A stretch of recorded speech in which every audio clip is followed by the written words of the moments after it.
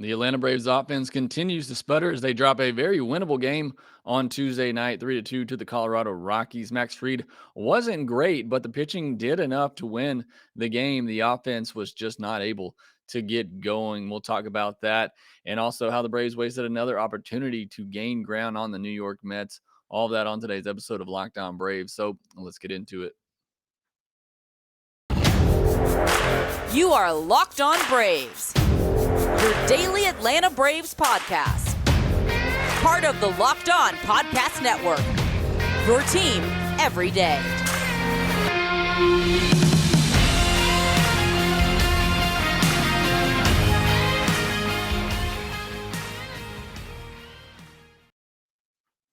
Hey, and welcome back to Lockdown Braves, part of Lockdown Sports Atlanta, where we cover your favorite Atlanta sports teams each and every day. I'm your host, Jake Mastroianni. You can follow me on Twitter at shortstopball. Check out my bio there to see where I'm covering the game of baseball, including the Atlanta Braves in written form over at tomahawktake.com. Also, make sure you follow the podcast on Twitter at lockdown_Braves and send in any questions, comments, or feedback that you have for the podcast.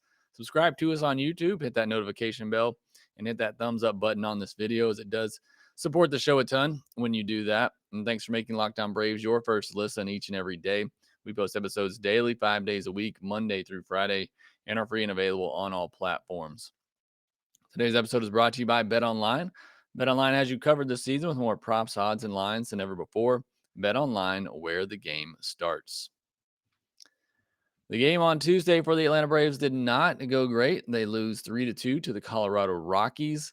It's a game they simply cannot lose if they're going to win the NL East, because the Mets lost again on Tuesday, and the Braves were unable to, again, gain ground in the NL East. And when you got your ace on the mound, you're going against one of the worst road teams in all of baseball and a guy with an ERA north of 5. This is a game you have to win, and the Atlanta Braves just weren't able to do it. They are in a serious rut right now, losing 3 in a row. But let's not kid ourselves. This Braves team is still really good. They're still going to make the postseason. They're still going to be close to 30 games above 500. But again, if you're going to win the NL East, you have no margin for error. You dug yourself in such a hole in the first 2 months of the season that you have to pretty much play perfect baseball down the stretch. And the Braves haven't done that over these last 3 games for whatever reason. Just a bad stretch, but they certainly need to shake themselves out of it. And a big reason for that right now is the offense. And the offense continues to struggle really after that game on Friday night in St. Louis. We're talking about a 3-game sample size, but the offense just has not been able to come through in these last 3 games. The bullpen obviously blew a couple of games in St. Louis, but along with that, the offense has gone ice cold. On Tuesday, just 2 runs, 7 hits, 4 walks, and 12 strikeouts. 2 for 13 with runners in scoring position, 10 left on base. Pretty similar to what we saw Sunday. The Braves had plenty of base runners against Adam Wainwright, just weren't able to capitalize, weren't able to come up with that big hit. And it was the same thing on Tuesday. Plenty of base runners, 4 walks, 7 hits, plenty of base runners scattered throughout the game, just not able to come up with that big hit, just missed a couple of home runs. They got some help by the Rockies defense as well. They just couldn't come through when it counted. They couldn't come through when it mattered. And that's really just unlike this offense and unlike what we've seen from them most of this season. Now, Ronald Acuna Jr. still not in the lineup on Tuesday. You hate to see that, obviously, when he's in there, even when he's not 100%. He can be a difference maker in that lineup. So not having him out there, certainly is hurting the Braves right now. But even without him, this lineup is still very good and very deep and should be able to put up, 4+ runs a game, especially against a team like the Colorado Rockies and a pitcher in Jose Urena. So again, not trying to make excuses for this offense. Even without Acuna, you have to do better than they did on Tuesday night, and they just weren't able to. And for me, it's the 12 strikeouts. When you look back at this night and what really plagued this offense, is the strikeouts, particularly the strikeouts in big moments. And look, I talked about it coming in. The Rockies have the fewest strikeouts in all of baseball. Now that's, subjective to who's pitching that night. But Jose Urena came into this game with a K per nine under 6. That is not very good. It's one of the worst among qualified starters. And yet he struck out 6 Braves batters over 5 innings. I mean, you just can't do that. And I thought the Braves had, pretty good at bats, working deep counts, but still swinging for the fences on 2 strikes. And you can't have that. You can't work counts like that, get to 2 strikes, and still have that same, home run approach, especially when you have runners in scoring position. You have runners on base. You have to find a way to put the ball in play. And it seems like the Braves were just kind of stuck in between that approach on Tuesday in terms of, having good at bats, working deep counts, but then also not being able to cut down on your swing and just put the ball in play when you need to with runners on base. So to me, that was one of the more frustrating things on Tuesday is 12 strikeouts against the Colorado Rockies pitching. Now, Lawrence and Bard, 2 of the relievers they use, those guys have pretty good strikeout numbers, but it really just was the early on strikeouts against Urena when you had him on the ropes. Estevez, another reliever they brought in, he's just under a strikeout per inning, so not terrible, but still just too many strikeouts against this Colorado Rockies pitching staff and too many strikeouts in clutch situations. And you look at how the game ended, another 1-run loss, 3rd in a row, and you really can point back to the first inning for where things, really ultimately decided this game. The Atlanta Braves got some help in the first inning. They had a runner reach on an error by Jose Iglesias, a rare error, very good shortstop over there, and also got 2 walks in the inning. So you loaded the bases with 1 out with a lot of help from the Rockies, but yet you couldn't get a hit. You couldn't even put the ball in play after that, as Travis d'Arnaud, who's usually really good at putting the ball in play, strikes out on a pitch way out of the zone. Would have been ball 4. He did that twice on Tuesday evening, striking out on a fastball, running away from him way out of the zone. And that was maybe the biggest bat of the game when you look back at it. Bases loaded, 1 out. Again, could have been ball 4. Travis d'Arnaud doesn't like taking walks, but that one would have driven in or walked in a run. And he strikes out there, and then Rosario comes out and he strikes out as well. And you get nothing out of that first inning, a 28-pitch first inning for Jose Urena. You had a chance to really put up a crooked number, maybe get him out of this game even earlier and get into that Rockies bullpen and maybe not their best bullpen relievers.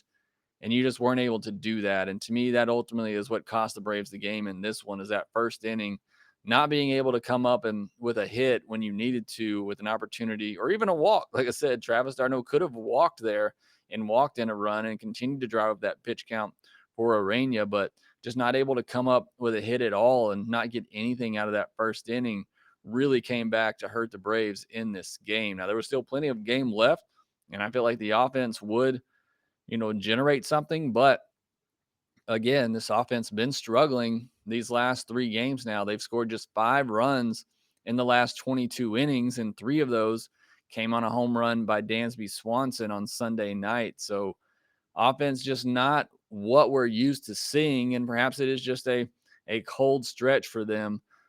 But really need to see them pick up the pace, see them get going again and start putting up some more crooked numbers and doing it in bunches throughout the games, and not just a 3-run homer here or there, but to be able to manufacture runs and be able to put the ball in play and come up with some key hits. What we've seen from them most of this season.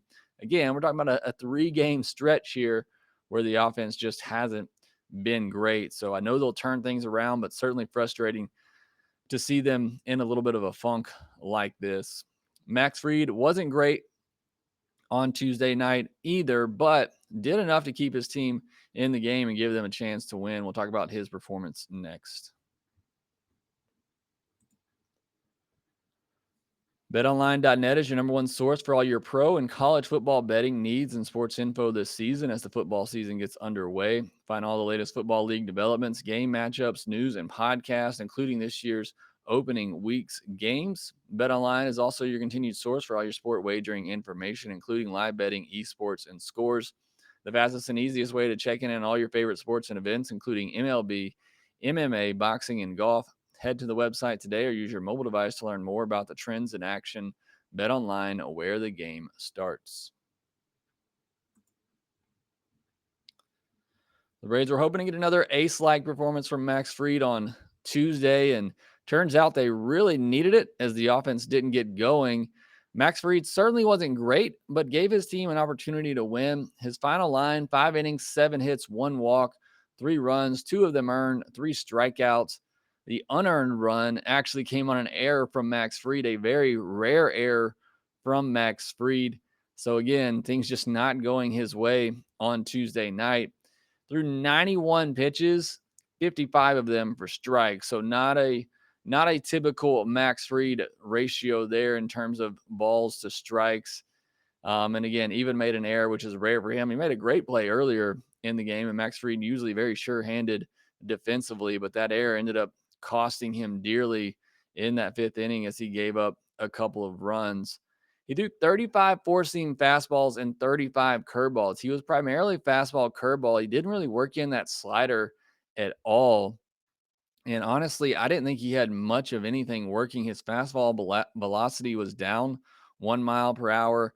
The curveball kind of came and went. I mean, he was still able to be somewhat effective with it. He got 6 swings and misses on it and 6 called strikes, but it was like 2 good curveballs and then 2 bad ones. He was leaving it up a bunch. There was even one time he had Randall Grichuk in a 1-2 count. He shook off Travis d'Arnaud to throw that curveball, left it up in the zone, and Grichuk ripped it out to right center field. So again, that curveball just wasn't always there for him in this game. He wasn't going to a slider at all, hardly. He only threw it 6 times and really wasn't throwing any of his other pitches, to change up in the sinker either. So I just really think it's a night where Max Fried just honestly didn't have much of anything going, whether or not he just didn't have a feel for his pitches or just didn't have a great bullpen before the game, whatever the case may have been. Max Fried wasn't Max Fried on Tuesday night. And all that said, he gets through 5 innings, battles through 5 innings, only allows the 3 runs. Again, 2 of them earned because of his own error, and gives his team a chance to win. So again, even when Max Fried is not his best, when he doesn't hardly have any of his pitches going, still gives his team a chance to win. And I think the most telling thing is that Max Fried gave up 10 hard hit balls in this game. That's a lot against Max Fried. We're normally talking, sometimes even 5 or fewer hard hit balls against Max Fried. His average exit velocity against was 89.9 miles per hour, which is still pretty good for most pitchers, but well above Max Fried's average for average exit velocity against. So certainly not a great night for Max Fried, but again, gets through 5 innings, only allows 3 runs, gets out of a bases loaded, nobody out jam with only allowing 1 run. And again, partly due to his own error. So again, I thought he gave his team a chance to win on a night where I think he just didn't have anything going for him. And then you look at the bullpen was able to do, and the Braves using their C bullpen arms. They did a great job coming in and keeping it right there, not giving up anything else, and giving this offense an opportunity to come back. They just weren't able to do it. Jay Jackson came in first, and Matzik, and he and Matzik followed after him. They both gave up a couple of harmless singles and scoreless innings. And I think you might have to start going to Matzik in more high leverage situations. Certainly games like this where it's still close late. I think you need to start leaning on Matzik a little bit more. He's not as dominant as he was. He has just 25 strikeouts and 32 in a third inning. So certainly not that dominant type pitcher, but he's getting good results. He has no walks in his last 6 appearances. I mean, he's been really, his numbers are really good for the most part in terms of, not giving up a ton of runs, not giving up a ton of base runners. So he's still been effective. I don't trust him in a game where you're up by a run or two late, but for those games where it's tied late or you're down by a run, I certainly think Matzik has at least proven, that he deserves those opportunities to come into a close game. I had some listeners questioning in the comments, why wasn't he used over the weekend in St. Louis in a big spot when you had, the rest of your bullpen arms tired? I think that's a valid question. I don't know why, Matzik wasn't at least given a shot there, even though, like I said, he's not as dominant as he was. He's still been very effective, able to get hitters out. That slider is still very good, even if the fastball average, is still down a little bit. Kirby Yates came into this game. I think it may have been the best inning he's had as a Brave. That splitter got 3 swings and misses on 5 swings. So that pitch obviously starting to come around for him a little bit. He was starting to get it down in the zone more. So I thought this was one of his best outings. So certainly encouraging for him. Dylan Lee came on in the 9th inning, had to throw 28 pitches, gave up a little weak infield single, but worked a scoreless inning as well and just kept things right there, giving that Braves offense a chance. And this was just an interesting note. I don't know what the reasoning for this was or, what kind of oddity this is, but the four seam fastball for every Braves pitcher on Tuesday night was down at least half a mile per hour. And in the case of Max Fried and Dylan Lee, it was down over 1 mile per hour. So I don't really know what to say to that or why that was the case, but every Braves pitcher had their four seam fastball velocity down on Tuesday night. So just something interesting to keep note of and look at going forward. I thought that was very interesting. And again, I don't know how that played into their ineffectiveness. I mean, the pitching staff was still really good, only allowed 3 runs. That should be enough for this Braves offense against that Colorado pitching staff. But unfortunately, it was not. We turn the page to Wednesday as the Braves try to get things going. Got some updates as well on Mike Soroka and Ozzie Albies. We'll talk about that next.